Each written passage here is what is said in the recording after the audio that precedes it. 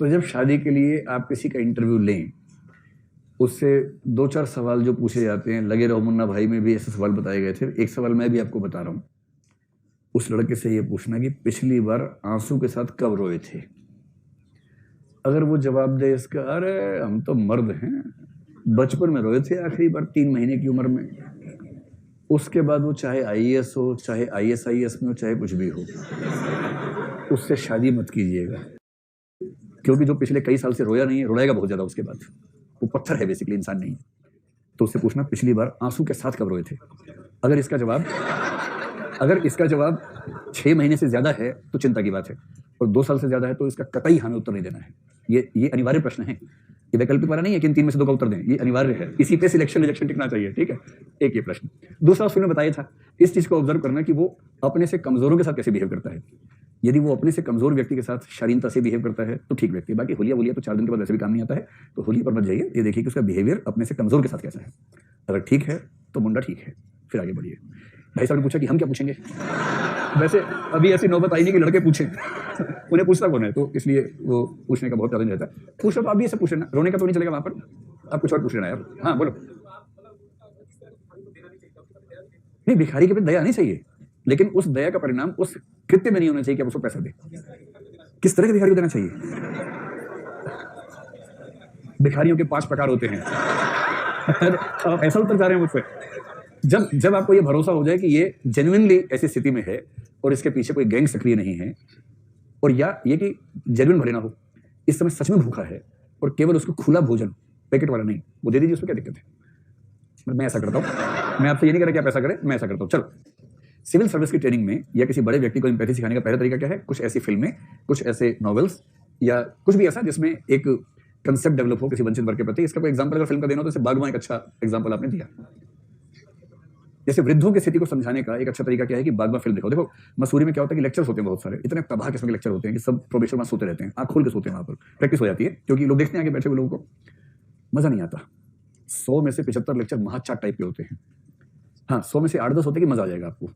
8-10 होंगे उस व्यक्ति को देख के मजा आ जाएगा, इतना बड़ा व्यक्ति आया, बाप रे बाप। और लेक्चर शुरू होने के 10 मिनट के बाद खर खर शुरू हो जाता है, क्योंकि आपको बात में मजा नहीं आ रहा है, आपको केवल उसके नाम में मजा आ रहा है, ठीक है। तो बागमा दिखा दी, आर्टिकल 15 फिल्म दिखा दी, तो कोई व्यक्ति अगर आए और वो 2 घंटे का लेक्चर दे बूढ़ों की सुरक्षा पे, उस 2 घंटे के लेक्चर से अच्छा 2 घंटे की फिल्म दिखाओ बागबा, और फिल्म दिखाने के बाद आधे घंटे का लेक्चर दे दो केवल, जो केवल उन उपायों पर हो कि हम क्या कर सकते हैं और हमें क्या करना चाहिए सिविल सेवा के तौर पर, उस तरह से। तीसरी बात जो यूपीएससी या मसूरी की एकेडमी की ट्रेनिंग का अनिवार्य हिस्सा है वो है बाध्यकारी संपर्क, वो यहाँ पर भी आ जाएगा। Enforced contact. सबसे अच्छे लोग वो हैं जिनको बचपन से डाइवर्सिटी मिली है। तो अगर आप ऐसे स्कूल में पढ़े जहाँ की क्लास में विभिन्न धर्मों के लोग थे, विभिन्न इलाकों के लोग थे, तो फायदे में है। और मुझे जलन होती है आजकल के बच्चों से, दिल्ली में या कुछ लोग दिल्ली के बाहर मान लीजिए पढ़ रहे हैं, आजकल ऐसे स्कूल्स खूब हैं जहाँ के क्लासरूम में कुछ बच्चे भारत के हैं, कुछ बच्चे किसी और देश के हैं, और इस मामले में अमेरिकी बच्चे सबसे खुशनसीब हैं। वहाँ के हर क्लासरूम में लगभग 1/3 बच्चे अन्य देशों के हैं। श्वेत तो हैं ही, अन्य देशों के भी हैं, अन्य महाद्वीपों के भी हैं। वहाँ का बच्चा 10वीं 12वीं करते करते दुनिया को जिस रूप में फील कर चुका होता है, हमारे बच्चे जो पढ़ते हैं किताब में, भूगोल अध्याय 6, ऑस्ट्रेलिया का चित्र ऐसा है, ऑस्ट्रेलिया दक्षिण तरफ पाया जाता है। अब ये बच्चे क्या बोल रहे हैं? ऑस्ट्रेलिया। और मैडम पूछ रही है कि आप ऐसे कितने बच्चे ऑस्ट्रेलिया से 3 यहाँ खड़ा कर दिया, आई एम फ्रॉम ऑस्ट्रेलिया। बाकी देख रहे हैं, अच्छा क्लास में मिलते हैं, ऑस्ट्रेलिया समझेंगे तुमसे, कितना आसान है। वहाँ डाइवर्सिटी का ये स्तर है। और अमेरिका की सफलता की सबसे बड़ी शक्ति में मेरी राय में एक शक्ति है डाइवर्सिटी, सबसे बड़ी शक्ति। वैसी डाइवर्सिटी मेरे ख्याल से दुनिया के किसी भी और देश में अभी एजुकेशन सिस्टम में नहीं आ पाई है, लेकिन जितनी आ सके उतनी बेहतर है। तो मसूरी में क्या होता है, इनफर्स्ट कॉन्टैक्ट। मैं तो दुआ करता हूँ कि हरियाणा के हर व्यक्ति का रूममेट नागालैंड का ही वहाँ पर हो। 100 दिन वो ऐसे जीवन के यादगार दिन बनेंगे। उसके बाद क्या होगा, परसेप्शन सारे चेंज हो जाते हैं, सारे परसेप्शन चेंज हो जाएंगे। और राजस्थान का कोई है, उसके साथ कौन होना चाहिए? तमिलनाडु का होना चाहिए। और तमिलनाडु का भी ऐसा जिसको इंग्लिश ना आती हो, हिंदी ना आती हो, तमिल माध्यम से सिलेक्ट हुआ हो, और ये हिंदी माध्यम से हुआ हो। उसके बाद एक फिल्म आई थी एक दूजे के लिए, ध्यान है आप लोगों को? उस फिल्म में क्या हुआ कि नायक नायिका की भाषा अलग अलग है, लेकिन प्यार हो गया है, एक बार देखा उसी में लट्टू हो गया, क्या करें। अब वो कैसे मैसेज का आदान प्रदान करें कि नायक अपने घर में, नायिका पड़ोस घर में। एक लाइट जला रहा है, वो लाइट बुझा रही है, फिर उसने जलाई, उसने बुझाई, उसने बुझाई, उसने जलाई, तो ये संवाद हो रहा है कि हाँ बातचीत चल रही है। और माँ बाप देख रहे हैं कि क्या हो रहा है, सब लाइट ऑन ऑफ, फिर देखा उस घर में ऑन ऑफ हो रही है, तो उनको समझ में आया कि मामला गड़बड़ है। इधर नायक ने एक म्यूजिक का इंस्ट्रूमेंट बजाया ऐसे, लड़की ने कपड़ा पटका धोते हुए जोर से, नायक खुश हुआ, फिर बांसुरी बजाई, फिर कपड़ा पटका उसने, और ऐसे संवाद चल रहा है।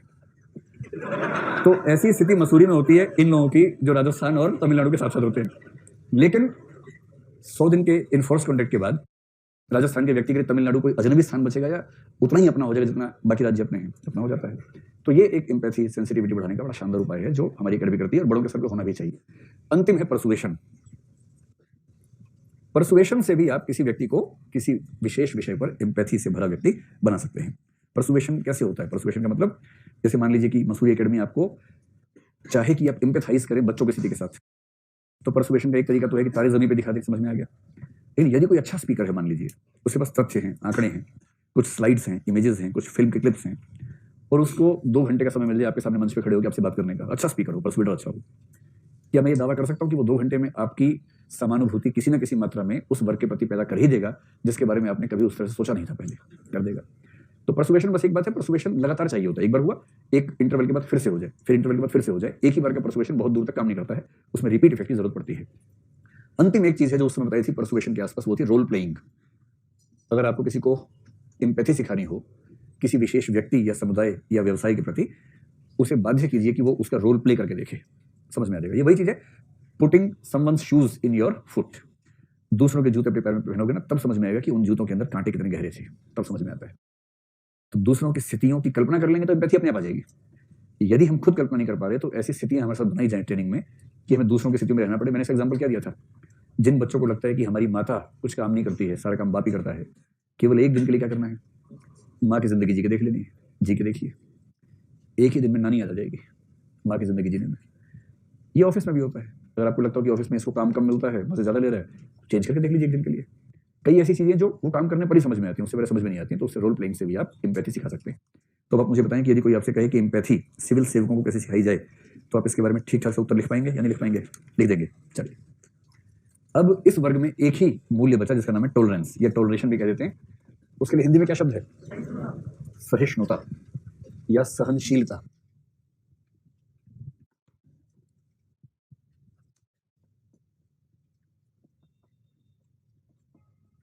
आजकल लोग कह रहे हैं कि ये भारत में खत्म हो गई है, जल्दी ही एफआईआर होगी कि मिल नहीं रही है। टॉलरेंस, कहीं कहीं टॉलरेशन शब्द भी मिल जाता है, लेकिन भारत में तो टॉलरेंस ही ज्यादा प्रचलित है इसके लिए। जी, आप पूछो यार, तुम मस्ती से पूछो, बताओ। हाँ हाँ, क्यों नहीं दे सकते हैं? मतलब जब भी रेफरेंस उनका है वहां पर दीजिए। उनकी रिसर्च का टॉपिक है तो उनका नाम लिखिए, क्या दिक्कत है, खूब लिखिए। चलो सहिष्णुता समझो क्या होता है। चलिए, सबसे पहले सहिष्णुता क्या है, सहनशीलता क्या है? देखिए, सहिष्णुता के 2 अर्थ हैं। एक अर्थ को आप कह सकते हैं संकीर्ण अर्थ, दूसरे को आप कह सकते हैं व्यापक अर्थ। जैसे चिड़ियाघर संकीर्ण अर्थ में क्या है, चिड़िया का घर, और व्यापक अर्थ में उसमें हाथी भी रहता है, शेर भी रहता है। तो संकीर्ण का मतलब बहुत स्पेसिफिक सेंस में देखें तो उसका मतलब क्या? चिड़ियाघर में जानता हूं कि सब रहते हैं, मैं केवल शब्द की व्याख्या कर रहा हूं, शब्द से समझाने का प्रयास कर रहा हूं, ठीक है। तो संकीर्ण अर्थ में सहिष्णुता क्या है, सहनशीलता क्या है? सहनशीलता का मतलब है सहन करने की क्षमता।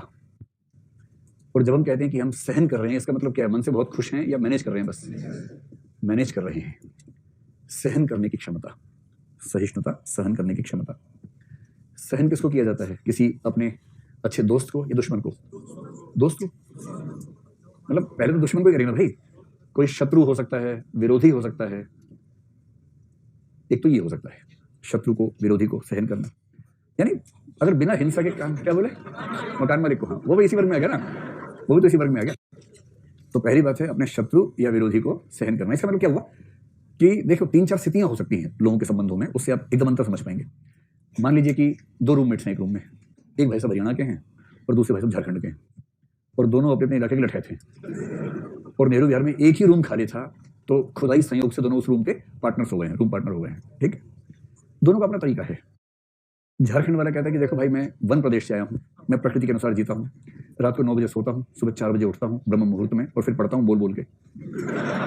और हरियाणा वाला, क्योंकि हरियाणा के लोग दिल्ली को अपना हिस्सा ही मान लेते हैं, तो वो दिल्ली के स्टाइल से रहते हैं कि सुबह 4 बजे सोए, 11-12 बजे उठ गए, ऐसा कर लिया। मतलब जो आसपास के लोग हैं दिल्ली के, और दोनों रूममेट हैं। अब इनके बीच में क्या क्या इक्वेशन बन सकती हैं? तो साथ रहे, पहले ही दिन है, हरियाणा वाला जब सोने गया तो वो उठ गया ब्रह्म मुहूर्त में, और उठते ही पूजा करके टन टन टन टन घंटी बजाना शुरू कर दिया उसने, और पूजा पाठ करेगा आपको। ये सोना चाह रहा है, इसने आगे देखा, क्या कर रहा है तू? तो उसने कहा डिस्टर्ब मत कीजिए, पूजा कर रहे हैं टन टन टन टन। अब ऐसे में कैसे जीवन चलेगा, समझ रहे?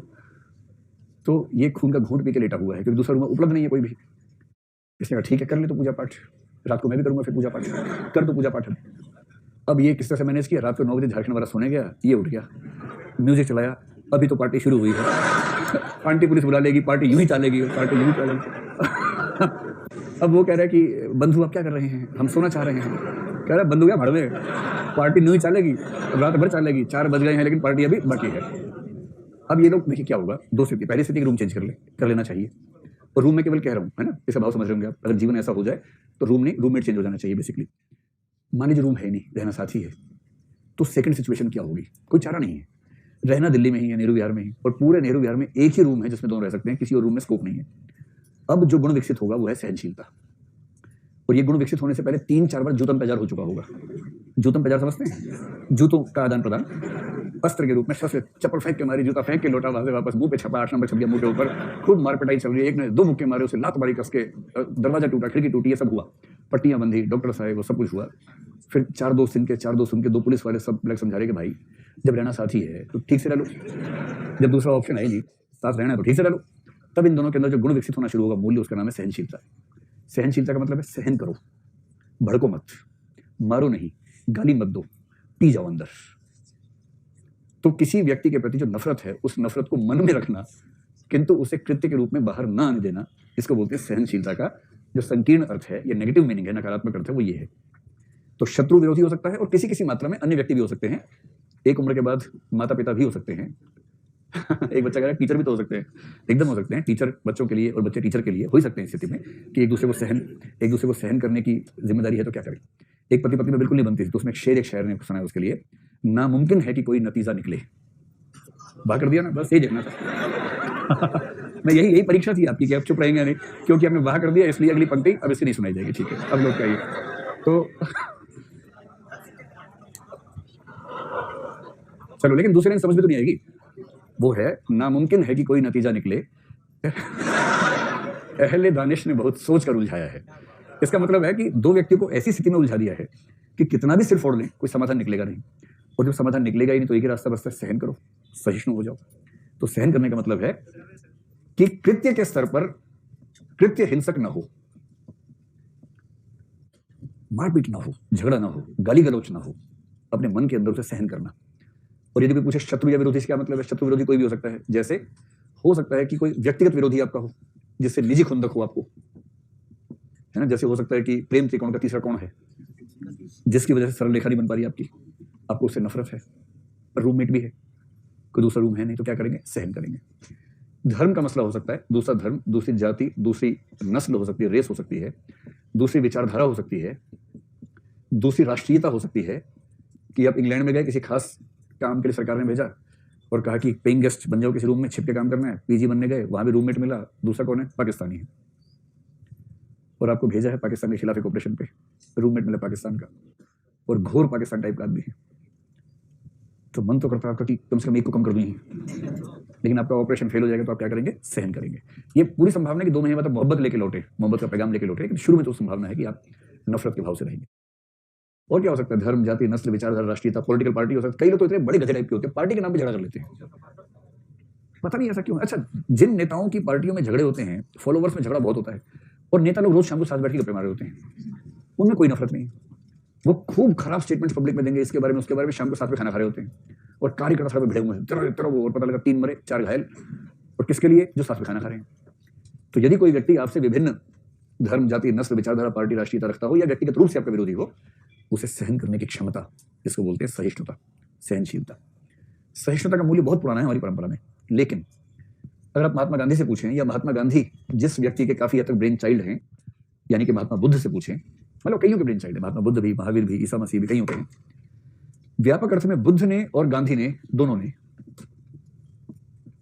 सहिष्णुता का अर्थ कहा कि सहिष्णुता केवल सहन करना नहीं है, अपने विरोधियों को सहन करने से बड़ा मूल्य है उन्हें प्रेम करना, उनका सम्मान करना। और यदि आप अपने विरोधियों से प्रेम कर सकते हैं, उनका सम्मान कर सकते हैं, तो आप सही अर्थ में सहिष्णु हैं। सही अर्थ में जो टॉलरेंस का मूल्य है वो इस बिंदु पे आता है।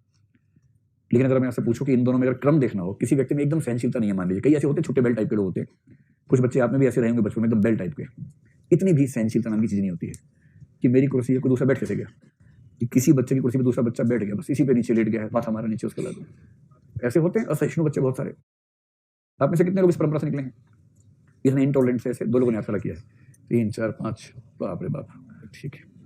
और कितने लोग बचपन से सहिष्णु है, सहन कर लेते थे कि मम्मी ने खाना दिया तो ठीक है, नहीं तो कोई बात नहीं, क्या हो गया, है ना? शक्ल से लग तो नहीं रहा लेकिन आपकी। अच्छा, सहिष्णु है आप सच्ची? चलो भाई, हाँ लगता तो मुझे भी नहीं है, पर कोई कहे तो हम कैसे खारिज कर सकते हैं, मान लेना चाहिए उसकी बात। तो मैं ये कहना चाह रहा था जैसे समानता है, नकारात्मक समानता पहला स्टेप है, सकारात्मक समानता दूसरा स्टेप है। नकारात्मक स्वतंत्रता पहला स्टेप है, सकारात्मक स्वतंत्रता दूसरा स्टेप है। ये बात पॉलिटिकल साइंस में मानी जाती है। नकारात्मक स्वाधीनता का मतलब बंधनों से मुक्ति, और सकारात्मक स्वाधीनता का मतलब वह करने की छूट जो आप करना चाहते हैं। तो पहले जंजीरों से मुक्ति मिलेगी, उसके बाद सेकंड स्टेप पे क्या होगा, जो आप करना चाहते हैं वो कर पाएंगे। ठीक वैसे ही अगर मैं ये कहूं कि सहिष्णुता का मूल्य जब कोई सीखता है तो पहला स्टेप तो संकीर्ण अर्थ ही होता है, ये नकारात्मक अर्थ ही होता है कि खुद को ये समझाना कि हिंसा नहीं करनी है, मारना नहीं है, गाली नहीं देनी है, महसूस करना है, मैनेज कर लेना है, खुद को रोक लेना है, इमोशनल कंट्रोल जिसको बोलते हैं डेनियल गोलमैन, सेल्फ मैनेजमेंट जिसको बोलते हैं, वो कर लेना है। उसके बाद धीरे धीरे वो स्थिति आ सकती है सेकंड स्टेज, जहां दूसरे व्यक्ति से प्रेम करने लगे, सम्मान करने लगे। जैसे यही हरियाणा झारखंड का पेड़ जो है, अब साथ रहना क्या करें, फिर दोनों बैठे बैठे कैसा है, मारपीट नहीं करेंगे, चोट बहुत लग जाती है बार बार, बड़ा खर्चा और डॉक्टर का, अब मारपीट नहीं करेंगे, ठीक है। वैदिक नियम बना देते हैं, तू ना रात को 9 बजे पार्टी मत किया कर, मुझे नींद आती है, और तू सुबह 4 बजे घंटी मत बजाया कर बैल की तरह ना, हमें दिक्कत होती है उस बात से। तो नियम बना कि घंटी सुबह 7 बजे बजेगी और पार्टी रात को 12 बजे तक चलेगी। 3 घंटे इसको मिल गए, 3 इसको मिल गए, और 12 बजते बजते दोनों सो गए। नहीं भी सो पा रहा आदमी तो कम से कम टेबल लैंप लगा के उसके नीचे बैठ के पढ़ रहा है, डिस्टर्ब नहीं कर रहा। और वो सुबह उठा पूजा करने तो बाहर जाके घंटी बजा रहा है, कमरे के अंदर नहीं बजा रहा, या घंटी के अंदर से वो निकाल दिया, ऐसे कर रहा है, घंटी नहीं खाली ऐसे हिला रहा तो उसको संतोष मिल गया, कम से कम आवाज नहीं आ रही। मैनेज तो करना पड़ेगा ना भाई। इस मैनेजमेंट का नाम है सहिष्णुता, सहनशीलता, समझ गए। और मन में गुस्सा है कि सो रहा है कमबख्त, घंटी नहीं बजा पा रहा, मैं सो रहा है, पर वो रात को सो गया कमबख्त, टेबल में पढ़ना पड़ रहा है, सूर्य के नीचे पढ़ने वाला आदमी में टेबल के नीचे पढ़ना पड़ रहा है, मन में ये चल रहा है। और धीरे धीरे क्या होगा, 1-2 महीने बाद जब दोस्ती बढ़ेगी उसके बाद क्या होगा कि जैसे कोई सो रहा है, दूसरा जाग रहा है, उसका फोन आ गया, क्या बोलेगा, सुबह बात करेंगे, अभी मेरा दोस्त सो रहा है।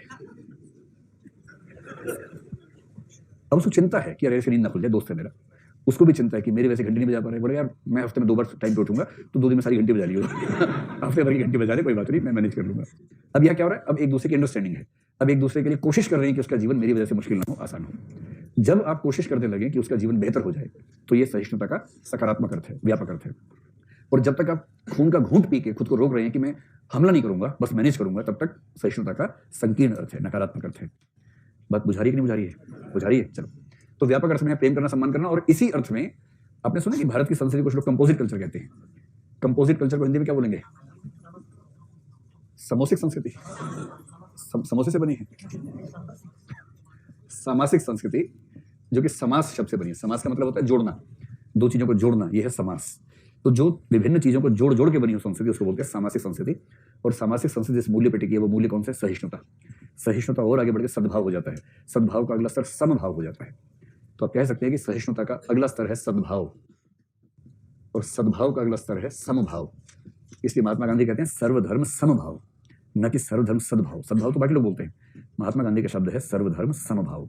सभी धर्मों को समान भाव से देखो, रत्ती भर लेश मात्र भी अंतर न बचे, ये भाव उनके मन में आता है। स्पष्ट हो गया? अब यदि आप थोड़ा सा बताना चाहें कि ये वाला जो मूल्य है, ये वाला मूल्य हमारी संस्कृति में कहाँ दिखता है और पश्चिम में कितना दिखता है, 2-4 रेफरेंसेस नोट कर लीजिए और फिर उनका जिक्र कर दीजिएगा परीक्षा में। किसी बच्चे की आवाज है, समास क्या था ये? समोसे जैसा लग रहा है। देखो, जो कल्चर्स होती हैं, संस्कृतियां, लगे हाथ ये भी समझ लीजिए, जो संस्कृतियां होती हैं, कल्चर्स, वो 3-4 प्रकार की होती हैं। उनमें से कौन सी कल्चर को सामासिक संस्कृति कहते हैं वो भी समझें। एक खास किस्म की कल्चर को बोलते हैं मोनोलिथिक कल्चर। मोनोलिथिक कल्चर,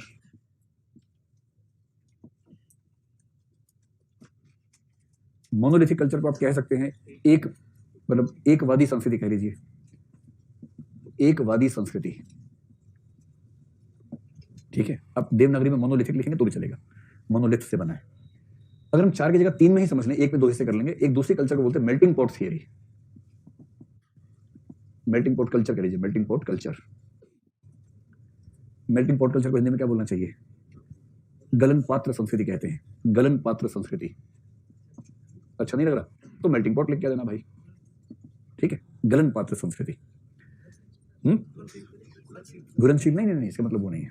जैसे एक खास तकनीकी शब्द है, ये जनरल वर्ड नहीं है। जो तीसरी कल्चर है उसके लिए कुछ लोग कहते हैं सैलिट बॉल कल्चर।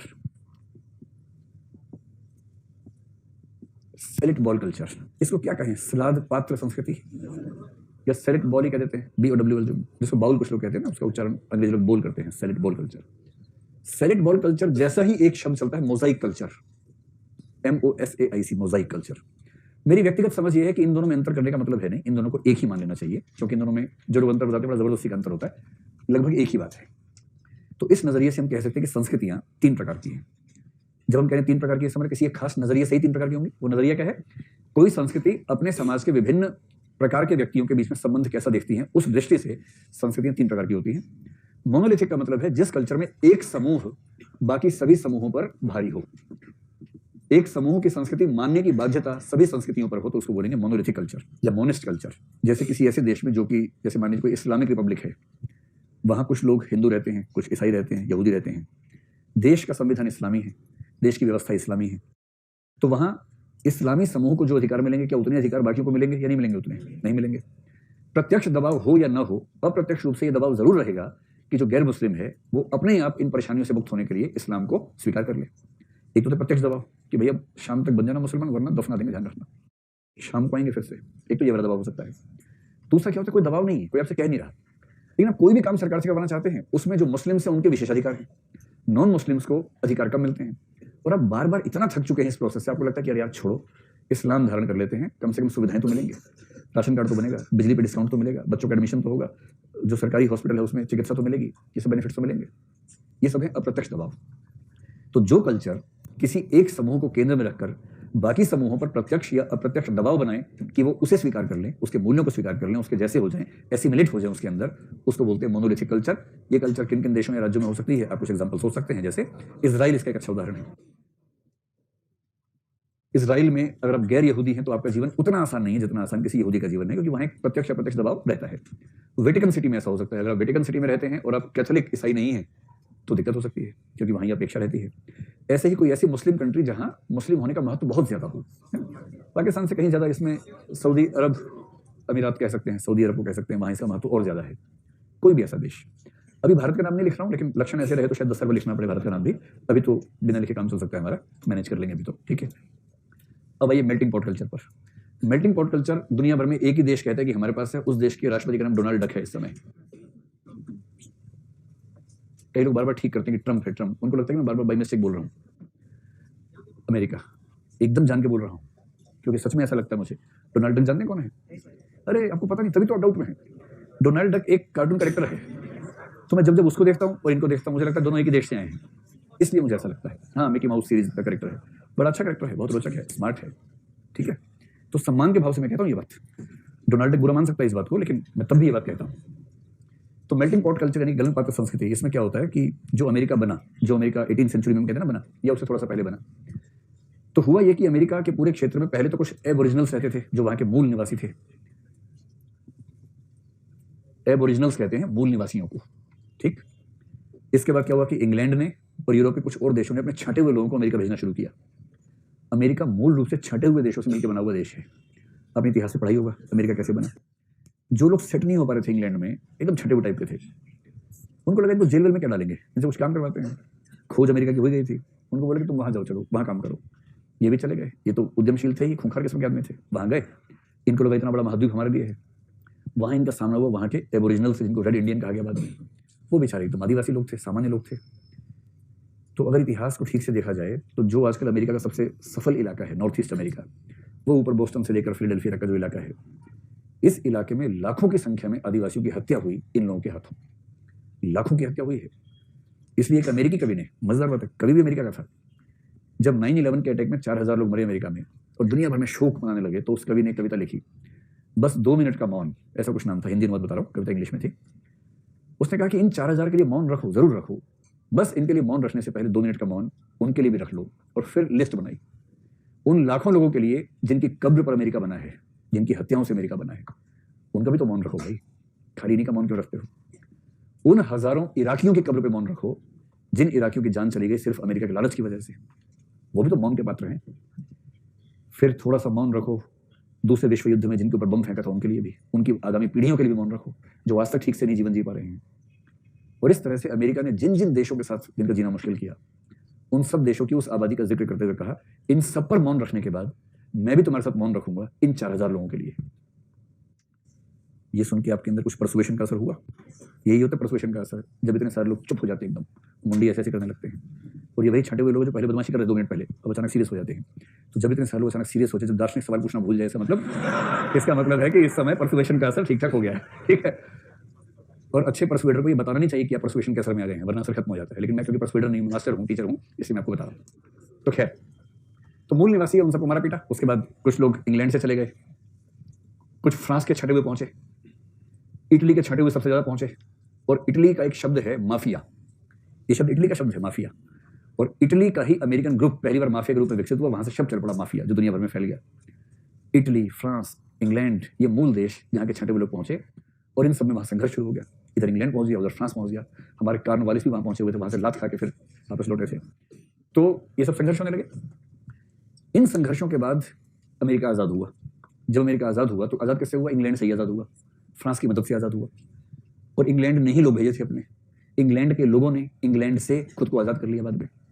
जब आजाद हो गए तो वहां जो ग्रुप था उसमें कुछ इंग्लैंड के लोग थे, कुछ बाकी देशों के थे, कुछ वहां के ब्लैक्स थे जो अफ्रीका से आए थे, और वो आदिवासी नहीं थे, लेकिन तो वो भी इनके साथ साथ पार्टिसिपेट कर रहे थे। उस समय की तो बड़ी अच्छी फिल्में हैं, अगर आप जॉर्ज वाशिंगटन के बारे में कुछ फिल्में देखें, एक फिल्म है द पैट्रियट नाम से, अमेरिका की अच्छी फिल्म है। 1776-87 के दौर में जो लड़ाइयां चल रही थी उसमें वॉशिंगटन क्या रोल प्ले कर रहे थे और ब्लैक्स की भूमिका क्या थी, उस पर बड़ी अच्छी फिल्म है, ब्लैक्स भी शामिल थे। और तब सवाल ये उठा कि जो अमेरिका बना है मूल आदिवासियों की मौत के बाद और बहुत सारे देशों के लोगों को मिला के बना है, उस अमेरिका की संस्कृति कौन सी मानी जाएगी? तो एक इमेजिनेशन है कि वहां के लोगों ने क्या किया, एक बड़ा सा बर्तन उठाया, उस बर्तन में कुछ पानी वानी डाला, उबालना शुरू किया, और फिर क्या किया, अपनी अपनी आइडेंटिटीज को, अपनी अपनी पहचानों को उसके अंदर डाल दिया। इंग्लैंड के लोगों ने इंग्लिशनेस को उसमें डाल दिया, फ्रांस के लोगों ने फ्रेंचनेस को डाल दिया, स्पेन ने स्पेनिशनेस को डाला, और ये जो कौन सा बच गया इटली, तो उन्होंने इटालियननेस को उसमें डाल दिया। और उन सब को मिला के हलवा बना दिया, मेल्ट कर दिया। और जो मेल्ट करने के बाद सुखाया और जो बना उसका नाम रखा अमेरिकननेस। तो अमेरिकन कल्चर जिस चीज को प्रमोट करती है उसको बोलते हैं अमेरिकननेस।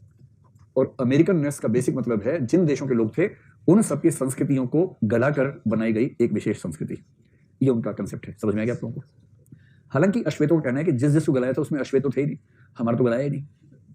और अमेरिकन जो मेल्टिंग का प्रोसेस हुआ उसमें बेसिकली व्हाइट ब्रिटिश मेन, ये जो कल्चर थी केंद्र में थी, इसका हिस्सा इतना ज्यादा है कि बाकी संस्कृतियों को ड्यू इंपॉर्टेंस नहीं मिल पाया। ये शिकायत अमेरिका के non English speaking non whites यानी कि ब्लैक्स या बाकी जो लोग हैं ब्राउन हैं उन सबको ये शिकायत आज भी है। पर तब भी कल्चर का एक टाइप है मेल्टिंग पॉट कल्चर। तो पहली संस्कृति बोलती है सारे मेरे जैसे हो जाओ, दूसरी बोलती है सारे मेरे जैसे मत हो, मिलके होते हैं किंतु सारे एक जैसे हो जाएंगे। सारे एक जैसे हो ये जरूरी है, पर मेरे जैसे नहीं, तेरे जैसे नहीं, हम सबको मिला के एक जैसे। तीसरी कल्चर बहुत धांसू है, मोजाइक टाइप की, जैसे सैलेड बोल है। सैलेड बोल सलाद पात्र है, आपने सलाद की प्लेट ली, उसमें कुछ टमाटर हैं, कुछ खीरे हैं, कुछ प्याज हैं, अलग अलग हैं। प्याज नहीं है, प्याज महंगा है, कोई बात नहीं, कोई बात नहीं। एक प्याज के छोटे छोटे 3-4 टुकड़े हैं दिखाने के लिए, जैसे हीरे का नग होता है वैसे 3-4 प्याज रखे हुए हैं, ठीक है। अब इस प्लेट में खीरे से ये अपेक्षा नहीं कि टमाटर हो जाए, टमाटर से ये अपेक्षा नहीं कि प्याज हो जाए, और प्याज से ये अपेक्षा नहीं कि वो खीरा टमाटर कुछ हो जाए। खीरा खीरा रहेगा, टमाटर टमाटर रहेगा, और प्याज प्याज रहेगा, और ऊपर से अगर गोभी आ गई तो गोभी गोभी रहेगी, पत्ता पत्ता रहेगा, जो है वही रहेगा। लेकिन ये सब एक प्लेट में रहेंगे, ये सब मिलकर एक टोटलिटी पैदा करेंगे, एक समग्रता पैदा करेंगे, और मिलकर कहलाएंगे सलाद पात्र, न कि प्याज का पात्र, न कि खीरे का पात्र, न कि टमाटर का पात्र। ये जो वननेस है इसको बोलते हैं सैलेड बॉल कल्चर, और इसी को मोजाइक भी कहते हैं। मोजाइक समझते हैं आपको क्या होता है? आपने किसी किसी घर में जो फर्श देखा होगा, उस फर्श में देखा होगा कि जैसे मान लीजिए ये एक हिस्सा है फर्श का, हजारों छोटे छोटे पत्थर सीमेंट में भर के इकट्ठे मिला दिए जाते हैं। ठीक है, टेढ़े मेढ़े कोई ऐसा पत्थर बहुत सारे हैं, उन सब पत्थरों को मिलाया, मसाले में डाला, सबको मिलाया, बराबर किया, बाद में घिसाई कर दी। अब वो क्या हो रहा है, एक बेसिक रंग के ऊपर अलग अलग पत्थर अलग अलग कोण में, कोई छोटा कोई बड़ा दाएं बाएं ऐसे फैले हुए हैं। 2 पत्थर मिलकर एक नहीं होते, उनका वैविध्य है, कोई निश्चित डिजाइन नहीं है, वैविध्य ही डिजाइन है उनका। इसको बोलते हैं मोजाइक। या चटाई अगर देखी हो, रेशे वाली चटाई, बिखरे बिखरे रेशे वाली दरी देखी हो, वो सब मोजाइक के एग्जांपल्स हैं। और क्या देखा, क्या स्विजनी, ये क्या होता है? चटाई को बोलते हैं स्विजनी, स्विजनी कहते हैं। अच्छा अच्छा, हो सकता है, कहते हैं, जिनकी बहुत सारी भाषाएं हैं ना, सब बिहार बोलते हैं। मुझे लगा बिहार में चटाई को चटैया बोलते होंगे, चटैया बोलते हैं। हाँ, मैंने अनुमान किया कि चटैया बोलते होंगे। सही हो गया अनुमान, ठीक है। चलो तो लिख लो चटैया संस्कृति, ठीक है। अब आपके लिए याद रखने के लिए आसान है कि भारतीय संस्कृति कौन सी? चटैया संस्कृति है। अब देखो, पाकिस्तान मोनोलिथिक कल्चर है, अमेरिका मेल्टिंग पॉट कल्चर है, और भारत सैलिड बॉल या मोजाइक कल्चर है। हम लोग सैलिड बॉल कल्चर को बोल देते हैं सामासिक संस्कृति, यानी कि कंपोजिट कल्चर। ये शब्द मैं यहां भी देता हूं, कंपोजिट कल्चर या सामासिक संस्कृति। सामासिक, ये हमारा वर्जन है। अमेरिकी लोग ये नहीं मानते भारत के बारे में, इंग्लैंड के लोग नहीं मानते, हम मानते हैं अपने बारे में। अमेरिकी कहते हैं, हम कंपोजिट का मतलब ये हुआ कि विभिन्न संस्कृतियां अपने अपने तेवर के साथ रहें, मिलजुल के रहें,